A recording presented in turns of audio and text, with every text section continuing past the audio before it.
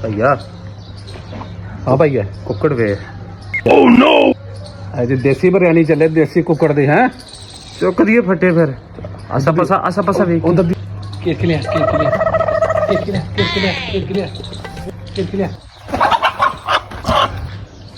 नप ले आजा नप ले खा चाचा माल भी खा ये तो शाम जो ਲੱਭੇਗਾ ਨਾ ਕੁੱਕੜ ਉਹਦਾ ਪਤਾ ਲੱਗਣਾ ਮਾਲ ਤੇਰਾ ਹੀ ਕਿ ਸਾਡਾ ਸੀ ਭਾਜੀ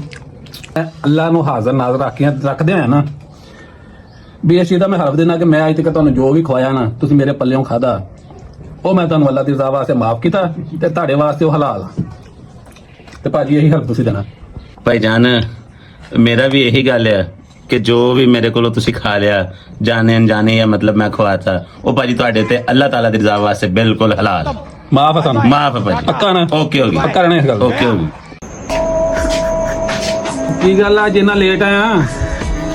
ਯਾਰ ਲੇਟ ਕੀ ਆਉਣਾ ਸੀਗਾ ਕੁੱਕੜ ਸ਼ਾਮੇ ਤਾਂ ਲੱਭਣ ਡਿਆ ਏ